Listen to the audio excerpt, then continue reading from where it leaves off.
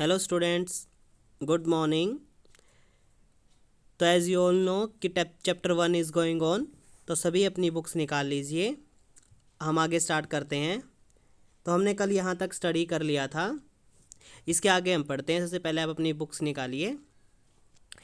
अब आगे देखो क्या कहता है। Since only a few centimetre of the top layer of the soil support plant growth, यानी कि जो हमारी सोयल की जो टॉप लेयर है ना, आपको पता है, आपने ये 7th क्लास के सोयल वाले चैप्टर में पढ़ा होगा कि जो हमारी जो सोयल होती है ना, उसकी 3 मेन लेयर होती हैं। ए होराइजन, बी होराइजन और सी होराइजन। ए होराइजन का दूसरा नाम क्या था? Top soil. बी होराइजन का सब सोयल। और सी होराइजन का नाम क्या था? सी होराइजन को हम कहते थे पेरेंट रॉक। और आपने वहाँ पढ़ा होगा कि जो टॉप सोयल होती है ना, इसी के अंदर सभी मिनरल्स, न्यूट्रिएंट्स और ह्यूमस पाया जाता है। इसीलिए प्लांट सिर्फ और सिर्फ टॉप सोयल के अंदर ही क्या कर सकते हैं? ग्रो कर सकते हैं। ठीक है।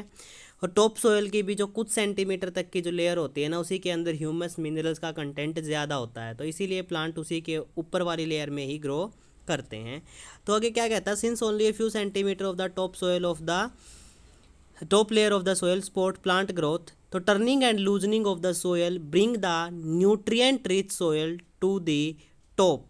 इसीलिए क्या है भाई, अगर सिर्फ ऊपर वाली लेयर में ही पौधे ग्रो कर सकते हैं, तो इसीलिए टर्न और लूज करने से, यानी कि मिट्टी को प्लो जोतने से क्या होगा, ये जो न्यूट्रिएंट रिच सोयल होगी ना, वो क्या हो जाएगी? टॉप पे आ जाएगी, ऊपर आ जाएगी। तो so that plant can use these nutrient. और उस क्या होगा, अगर सारे न्यूट्रिएंट ऊपर वाली लेयर में आ जाएंगे, तो जब हम कोई भी पौधा लगाएंगे तो उसको प्रॉपर मात्रा में सभी न्यूट्रिएंट मिल जाएंगे। तो दस turning and loosening of the soil is very important for the cultivation of crop. इसका मतलब खेती करने के लिए मिट्टी का टर्निंग और लूजनिंग करना बहुत ज़्यादा ज़रूरी है। और हमने कल पढ़ लिया था, आपको पहले बता दिया था कि ये डेफिनेशन भी लिखवा देते कि टाइलिंग या प्लोइंग का मतलब क्या है। टाइलिंग और प्लोइंग का मतलब है सोयल को टर्न और लूज करना, यानी कि सोयल को टर्न और लूज करने की जो प्रोसेस होती है, उसी को हम प्लोइंग और टाइलिंग कहते हैं।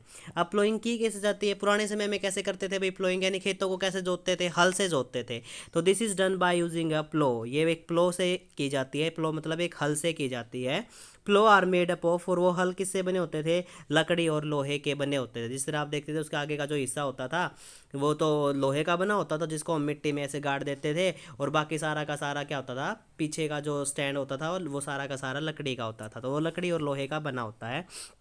If the soil is very dry, अगर सोयल बहुत ज़्यादा सूखी होगी, तो it may need watering before ploughing. अगर जो मिट्टी है वो बहुत ज़्यादा सूखी है, तो क्या करना पड़ेगा भाई? उसके अंदर आपको पहले आपको उसके अंदर वाटरिंग, पानी देना पड़ेगा प्लोइंग करने से पहले, यानी कि जोतने से पहले। The ploughed field may have big pieces of soil called crumbs. अब खेत जोतने के बाद हम देखते हैं कि जो खेत है ना, उसके अंदर बड़े बड़े क्रम्स बन जाते हैं मिट्टी के, यानी कि जिसको हम कहते हैं भी बड़े बड़े से डले से बन गए हैं। It is necessary to break these क्रम, तो इसीलिए उन क्रम्स को तोड़ना क्या है? बहुत ज़्यादा ज़रूरी है। और उनको तोड़ने के लिए हम किसका यूज़ करते हैं? प्लैंक का। एक वो जो बिल्कुल लकड़ी का मोटा सा गड्ढा होता है, मोटा सा जो फट्टा सा होता है, उसको क्या करते थे? बैल के बांध देते थे, उसके ऊपर खड़े हो जाते थे, हमारा वजन हो जाता था, और उसके बाद खेत को लेवल्ड कर देते थे उससे। क्योंकि अगर आपने एक बार खेत को प्लो कर दिया, जोत दिया, तो उससे क्या होगा? मिट्टी के मोटे मोटे से क्या हो जाएंगे? क्रम से बन जाएंगे। अगर हम उसको ऐसे ही छोड़ देंगे, तो जब हम खेत की इरिगेशन करेंगे, सिंचाई करेंगे, तो कहीं से खेत ऊंचा होगा, कहीं से नीचा होगा, तो हर जगह पे सही तरीके से पानी नहीं पहुंच पाएगा।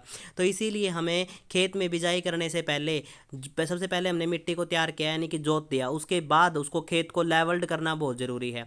आजकल तो क्या करते हैं, कंप्यूटर की भी लेवलिंग करवाते हैं, यानी कहते हैं भी कंप्यूटर वाली लेवलिंग करवाइए ताकि खेत एक समान हो जाए। ठीक है, एक समान हो जाएगा तो आप सिंचाई करोगे तो हर जगह पे समान तरीके से पानी पहुंच जाएगा। तो यानी कि उसके करने के लिए हम प्लैंक का यूज़ करते हैं। तो the field is levelled for sowing as well as for the irrigation purpose, यानी कि खेत को हमने लेवल्ड, समांतर क्यों किया, समतल क्यों किया? इरिगेशन, सिंचाई के उद्देश्य से, ताकि सही तरीके से सिंचाई हो, और सोइंग मतलब सही तरीके से बिजाई हो। तो the levelling of soil is done with the help of a leveller. और हम लेवलिंग किससे करते हैं? एक लेवलर से करते हैं। Some time manure is added to the soil before tilling. कभी कभी क्या किया जाता है? टाइलिंग, यानी कि खेत को जो टाइलिंग को प्लोइंग भी कहते हैं, खेत को जोतने से पहले ना कभी कभी उसमें खाद डाली जाती है, पहले पहले हम खाद डालते हैं। जिस तरह आप देखते होगे अभी है जो अभी ये जो सीज़न है, अब गेहूं कट चुकी हैं, अब 2-3 महीने खेत खाली रहेगा ना, तो हम क्या करेंगे, जो हमारी खाद है, गोबर की खाद है, उसको खेत में डाल देंगे, यानी कि खेत को जोतने से पहले डाल देंगे, क्योंकि ताकि जब हम खेत को जोतेंगे ना तो वो सारी की सारी जो खाद होगी ना वो मिट्टी में अच्छे से मिल जाए।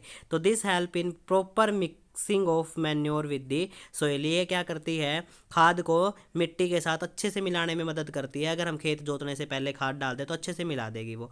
The soil is watered before sowing, और जो बीज की बुआई से पहले भी क्या किया जाएगा, खेत में पानी दिया जाएगा। अब बात आती है एग्रीकल्चरल इम्प्लीमेंट, जो हम ये बात कर रहे हैं ना कि हम प्लोइंग करने के लिए प्लो का यूज़ करेंगे, तो हम कुछ एग्रीकल्चरल इम्प्लीमेंट, खेती में यूज़ होने वाले औजारों की बात कर लेते हैं।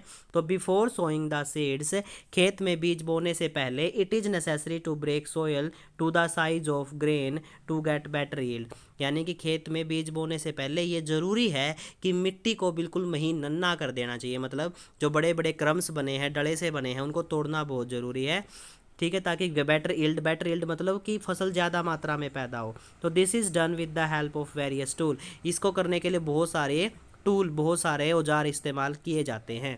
The main tool use for this purpose are, जो मेन है इसको मेन यूज किए जाते हैं वो कौन कौन से हैं, एक तो प्लो, हल, होई, और एक क्या है, कल्टीवेटर, यानी कि प्लो है, हल है, होई खुरपी है, कल्टीवेटर है, इन सब का इस्तेमाल किया जाता है।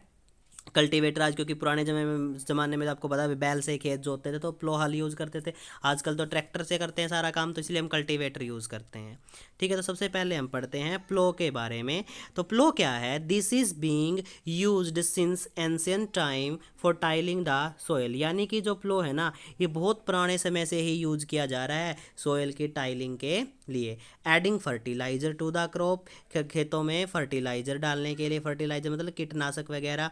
रिमूविंग द वीड, यानी खरपतवार को हटाने के लिए, यानी खरपतवार को हटाने के लिए जिस तरह आप देखते हो हम जब खेत में ईख वगैरह लगाते हैं या फिर जो कपास यानी कॉटन की खेती करते हैं तो हम क्या करते हैं, क्या बीच बीच में क्या करते हैं भाई, खेती बाड़ी हो जाए जो बाजरा, उसको हम क्या करते हैं बोलते हैं,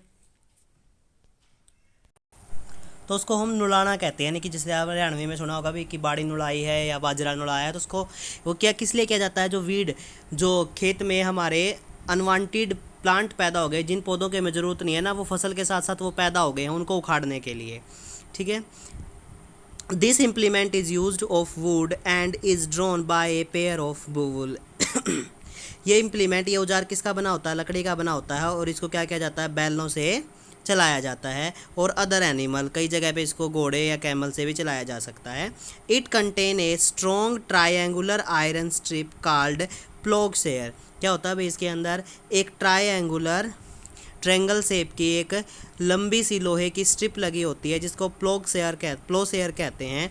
the main part of the plough is a long log of wood, यानी कि जो मेन पार्ट है प्लो का वो क्या है, लॉन्ग लॉग ऑफ वुड, यानी लकड़ी का एक लंबा सा टुकड़ा है, which is called a plough shaft, यानी कि दो पार्ट हैं इसके, जो लोहे का पार्ट आगे वाला जो ट्रायंगुलर शेप का होता है उसको प्लो शेयर कहते हैं, और जो पीछे का जो लकड़ी का है ना उसको हम क्या कहते हैं, उसको हम प्लोग शाफ्ट कहते हैं। There is a handle at one end of the shaft के एक एंड पे क्या होता है, हैंडल भी होता है। Other end of attach to a beam which is placed on the bull's neck, यानी कि एक एंड पे तो क्या लगा होता है, हैंडल, ताकि उसको हम इधर उधर मोड़ सकें, और दूसरी एंड क्या होती है, दूसरी एंड के ऊपर क्या लगे होते हैं, बैल के नेक पे रखने के लिए बीम लगे होते हैं, ताकि यानी कि जो हमारे बैल हैं उनकी गर्दन पे रख सकें उसके लिए बीम्स लगे होते हैं। वन पेयर ऑफ बुल, यानी कि बैलों का एक जोड़ा, and a man easily can operate the plough, यानी कि बैल का एक जोड़ा और एक इंसान आराम से हल को चला सकता है। The indigenous wooden plough is increasingly being replace by iron plough now a day, यानी कि जो वुडन लकड़ी का जो प्लो है आज के टाइम पे इसकी जगह लोहे का प्लो भी यूज़ किया जाता है। देखो भाई ये रहा प्लो, इसको अच्छे से ध्यान से देखना है आपको, ये हमारे प्लो का पिक्चर है, ठीक है, ये रहा। तो क्या है, ये एक ट्रायंगुलर शेप का है, ये जो आगे क्या है, प्लो शेयर, इसको हम क्या कहते हैं, प्लो शेयर कहते हैं, ये हमारा प्लो शेयर है। ठीक है, ये क्या है, लॉन्ग लॉग ऑफ वुड, ये लकड़ी का एक लंबा सा लॉग है जिसको हम प्लो शाफ्ट कहते हैं। ठीक है, उसके बाद आप देखो ये क्या लगे हुए हैं, दो बीम लगे हुए हैं जिनको हम क्या करते हैं, जो हमारे बुल बैल होते हैं उनके गर्दन पर रखते हैं। ठीक है। ये देखो यहाँ पर क्या है, एक हैंडल है, देखो ये रहा हैंडल, ये क्या है, हैंडल। इस हैंडल से क्या कर सकता है, आराम से जो फार्मर है वो आराम से क्या कर सकता है, इसको चला सकता है। ठीक है, तो ये हमारा प्लो का डायग्राम है। इस डायग्राम को आप बना भी सकते हो। तो क्या है ये, अच्छे समझ गए ना, इसको बोलते हैं हम, क्या है ये, प्लो शाफ्ट। ठीक है, जो लोहे का बना हुआ है ये क्या है, प्लो शाफ्ट है। ये क्या है, हैंडल है। ठीक है, ये क्या है भाई, लॉन्ग लॉग ऑफ वुड। ये क्या होते हैं, दो बीम्स होते हैं जिनको हम बैल की गर्दन पर रखते हैं। तो दूसरा जो इम्प्लीमेंट है वो है हो। It is a simple tool which is used for removing would. जो हो है ये एक बहुत साधारण सा औजार है। इसका इस्तेमाल मेनली वीड, खरपतवार को हटाने के लिए यूज़ किया जाता है। And for loosening the soil, और मिट्टी को लूज करने में किया जाता है। It has a long road of would, इसकी भी क्या होती है, लकड़ी की एक रोड लगी होती है, और आयरन या फिर लोहे की ए स्ट्रोंग, एक मजबूत सा, ब्रॉड चौड़ा सा, और बेंट मुड़ी हुई लोहे की प्लेट फिक्स की होती है एक एंड पे। यानी कि इसका भी क्या होता है, पीछे की तरफ पकड़ने के लिए लकड़ी का तो रोड होती है, आगे क्या होती है, थोड़ी सी मुड़ी हुई और बहुत मजबूत लोहे की एक प्लेट होती है। इसको भी हम देखते हैं। And work like a blade, और ये एक ब्लेड की तरह काम करता है। It is pulled bye animal, और ये भी एक जानवर के द्वारा चलाया जा सकता है। तो आप देखो यहाँ पे इस हो का पिक्चर दिखाया गया है, ये है। तो इसके अंदर क्या है भाई, ये तो एक लकड़ी का हैंडल या लोहे का भी हो सकता है। ये आगे क्या लगी होती है, एक मुड़ी हुई प्लेट लगी होती है जो बहुत मजबूत होती है और लोहे की होती है। इसका भी हैंडल होता है और इसको भी आप बैल की मदद से चला सकते हो। ठीक है, उसके बाद जो तीसरा है वो क्या है, कल्टीवेटर। थर्ड है कल्टीवेटर। कल्टीवेटर क्या है, नाउ अ डे, आज के समय पर ploughing is done by tractor. आज के टाइम पे खेत को हम ट्रैक्टर से जोतते हैं, विच इज़ ड्राइवन कल्टीवेटर। यानी कि ट्रैक्टर के पीछे क्या लगा होता है, कल्टीवेटर। इसको कल्टीवेटर कहते हैं, और ये कल्टीवेटर की मदद से हम खेत को आराम से जोत सकते हैं। The use of cultivator saves labour and time. Cultivator का इस्तेमाल करने से भाई लेबर, यानी कि एक तो मेहनत कम लगती है और समय भी कम लगता है। क्योंकि अगर हम क्या करेंगे, प्लोइंग करेंगे, अगर प्लो से हल से करेंगे तो बैलों का भी बहुत ज़्यादा मेहनत लगेगी, जो मैन उसके साथ उसको चला रहा है उसकी भी बहुत मेहनत लगेगी, और टाइम भी बहुत ज़्यादा लगेगा। लेकिन कल्टीवेटर से ऐसा करने से टाइम ज़्यादा नहीं लगता है। तो आप यहाँ तक इसको स्टडी करेंगे, और जो ये हो है और जो ये प्लो है इसका डायग्राम बनाएंगे। Thank you, have a nice day.